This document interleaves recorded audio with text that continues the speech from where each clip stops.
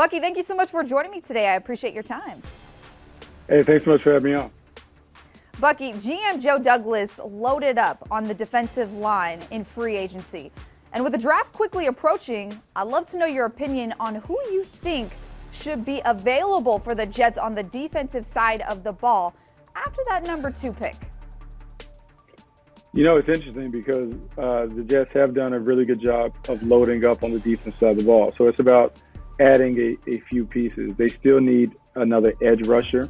I don't think you can have enough edge rushers in this league. And so when I'm thinking of like the Jets being at 23 or so, there are a couple guys that will come to mind.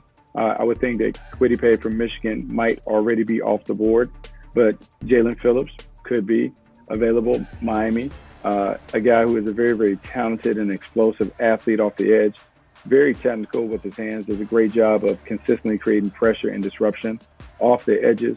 Another Miami guy, Gregory Rousseau, who's long, rangy, reminds me a little bit of former New York Giant Jason Pierre-Paul with his length and athleticism. Didn't play last year, but man, he has a lot of tools that are really intriguing. And then Azeez Ojulari from the University of Georgia. First step quickness first. Guy who plays tremendous effort and a relentless spirit. He is someone who could be available at that pick. And if he's there, I think he certainly have to entertain adding them to Game Green. Bucky, you spoke about a few edge rushers and how that might be a need for the Jets as they approach the draft. But when you think about the draft overall, where do you see the most depth on the defensive side of the ball? You know, the defense side of the ball, I would say the most depth would be at cornerback. There are a lot of elite cornerback prospects that are available. And when I mean elite, like not necessarily the Jalen Ramsey types, but I'm talking about high-end starters that will be starters for a long time, like working all the way down from Patrick Surtain to J.C. Horn to Caleb Farley. Those guys are solid. But then you have Greg Newsome. You have Asante Samuel Jr. I mean, so many guys, Elijah Molden, so many guys that I would say are plug-and-play standouts that you can just pluck them in day one minicamp. They can come in, jump in the lineup, and begin to make immediate contributions. The cornerback class is special. How important is that number 23 overall pick for the Jets a little later in the first round, and that number 34 overall pick, which is early in the second round? How important are those picks following the number 2? I mean, they're very important. Your teams are mostly comprised of first and second rounders in terms of your stars, your Pro Bowl players. If you go and look, most of the guys come from those landing spots or those launching points. And so if I'm thinking about the bottom of the first round, I want to make sure that I get a guy that's not only a high-end starter, but someone who has maybe Pro Bowl caliber potential.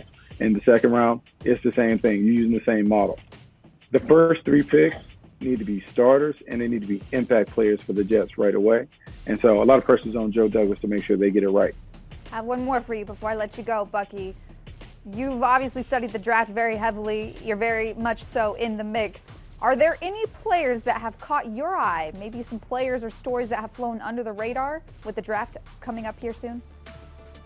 Yeah, no, I think the interesting story would be, particularly if you're a Jets fan, I would keep an eye on Travis Etienne from Clemson.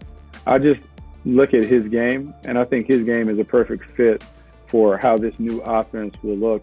You talk about this system, which is one that is a outside zone system that has been very, very successful, going all the way back to Mike Shanahan and company. Man, if you can have an opportunity to get a guy like Travis Etienne to put him in an offense that is perfectly suited for his skill set, you could see fireworks. Bucky, I appreciate your time. Thank you so much. Thanks so much for having me.